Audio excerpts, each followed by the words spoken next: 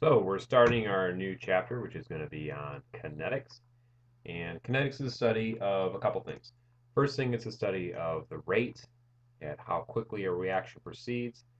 And then secondly, it is how the reaction proceeds. So we're looking at the mechanism, and that'll be the back part of the lecture.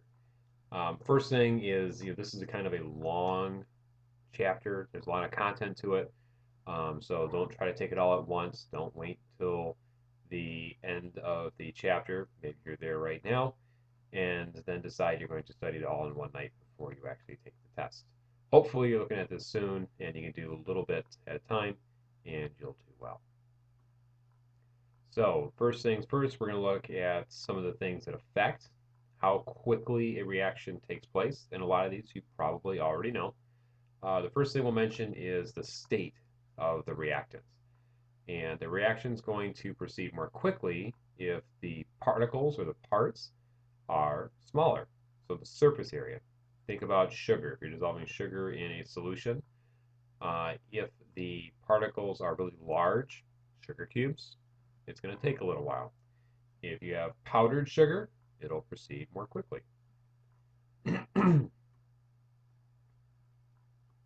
Second thing we look at is the concentration of the reactants.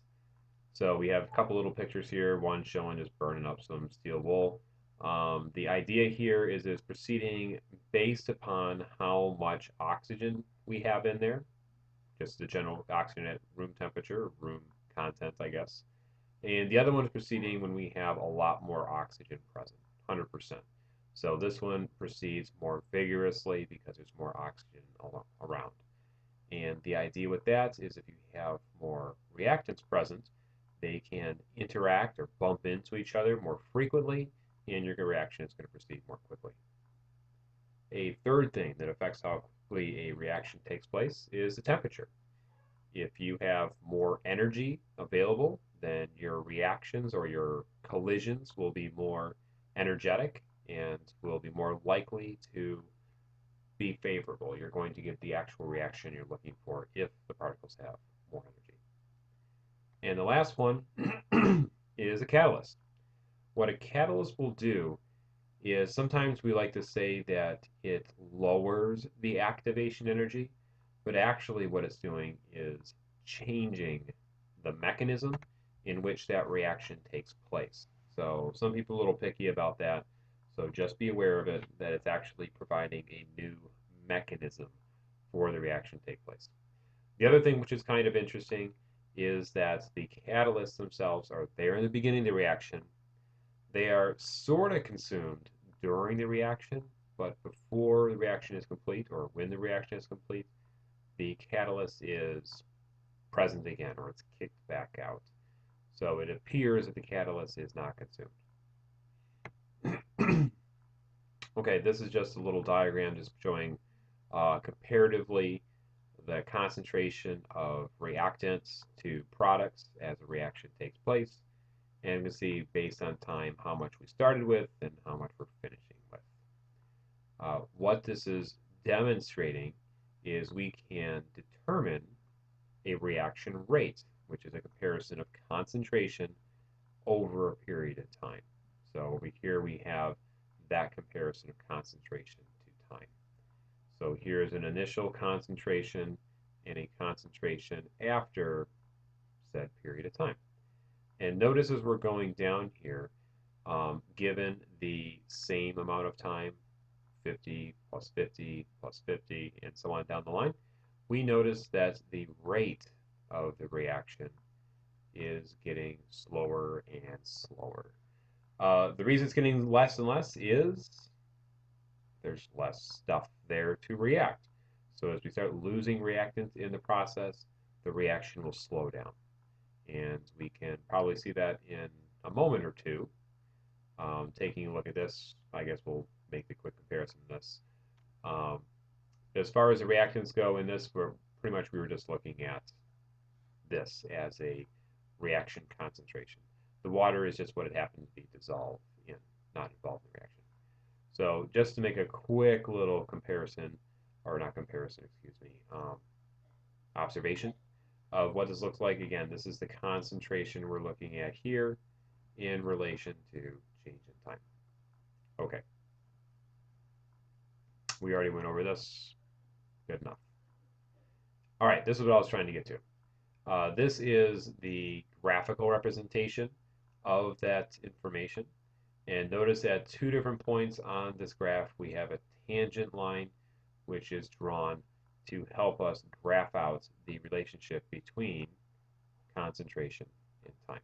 And we can do this at any one of those points which we had on the previous graphs. The one thing we typically will do is we generally are going to be looking at the beginning of a reaction. You can do anywhere, but we typically will look at the beginning. Why? Well, we're given a certain amount of reactants and we want to see how the reaction takes place.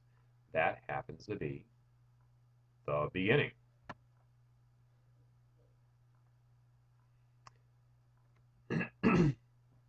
And this is just kind of stating some of that information we already looked at. And again, as it stated earlier, or we stated earlier, that the reactions will slow down over time. And this is demonstrated in our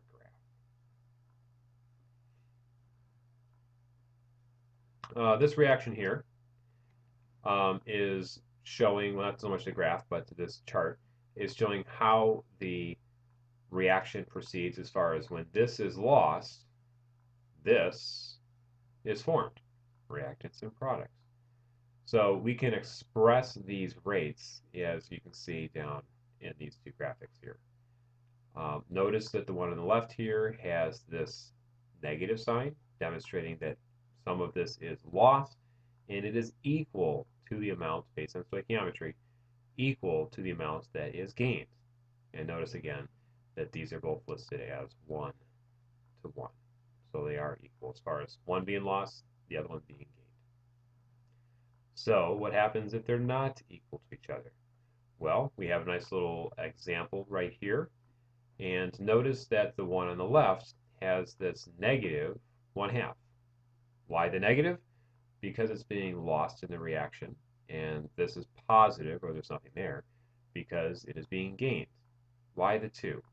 The 2 is the stoichiometric relation as far as how that product, or excuse me, reactant is lost. There's a 2 coefficient, and that is in the denominator, showing that as this product is lost, it is a factor of 2. It's kind of like using mole ratios. As this one leaves, it goes in the denominator. But no, the other one is not going in the numerator. This is our general equation. Look at our coefficients sitting in front. As these guys are lost over a period of time, these guys on the right are gained, and our equation would look like this. So notice the negative signs, and notice the lack of negative signs here on the right-hand side. But notice again, the coefficient is in the denominator for all 4. And again, just showing how these are equal to each other. Now, to be perfectly honest, how far does this go? Not very far.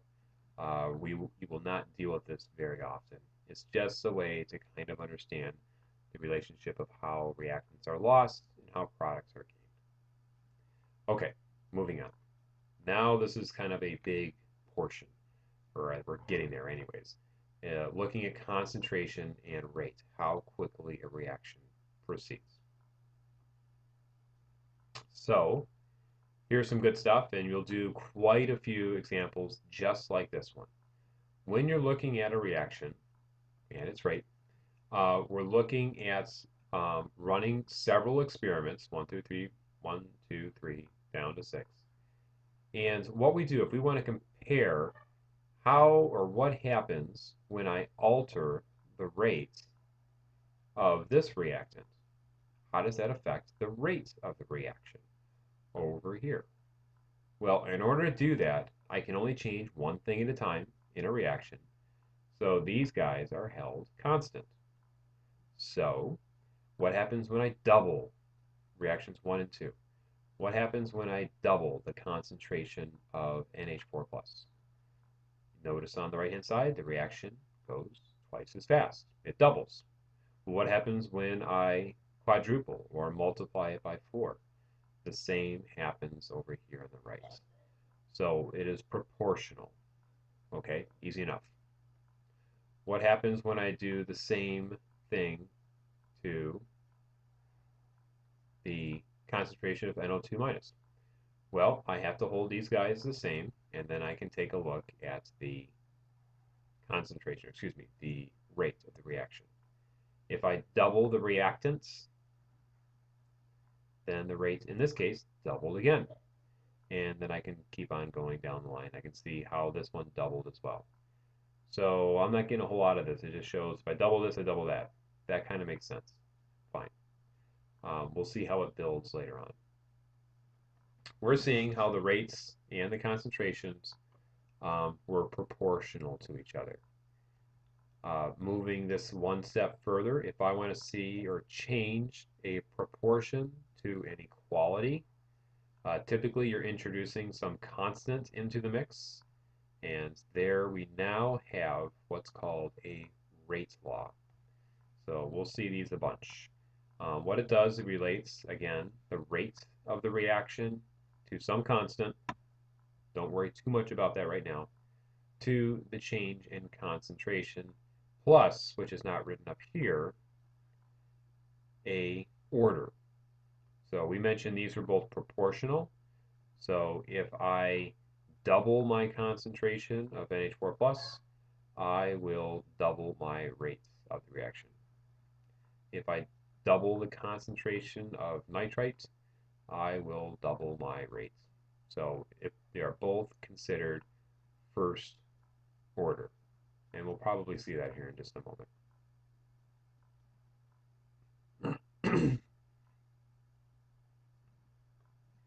In that previous slide, again, we already mentioned that these were both first order in regards to the concentration of those reactants.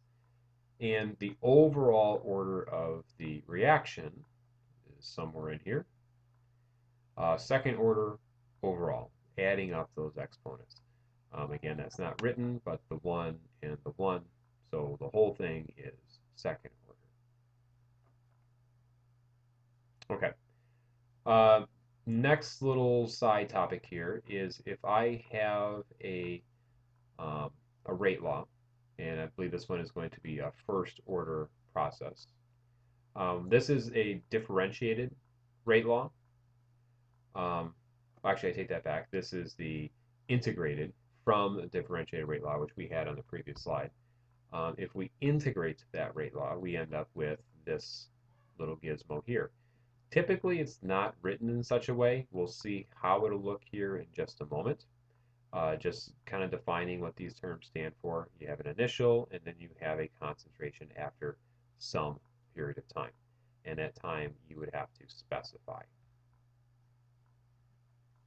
Changing it around from what we just had in the previous slide to this. And mixing things around a little bit more, we end up with this reaction. And typically, you're trying to solve for this. This should look familiar, or kind of like something else, which is y equals mx plus b. So typically, again, we're trying to solve for some y given the other variables. An initial concentration would be given to you. Some amount of time would be given to you. And the rate constant you would probably need to know as well. Given that, you can solve for y. Okay. So again, this can give us a straight line, and we have a y-intercept and a slope.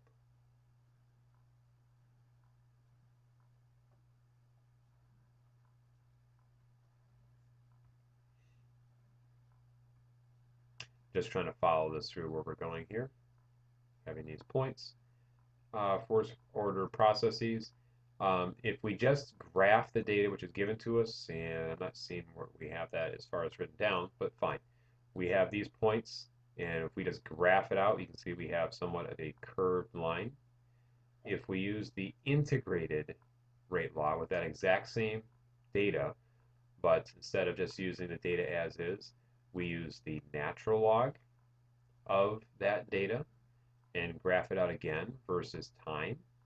Notice it is a straight line. What that'll do for us is it allows us more easily, of course, to find information at other locations within our data points. It's just easier to do than it is on a curved line. Not quite as convenient. We can do this also for second order reactions. Having this setup, y equals mx plus b.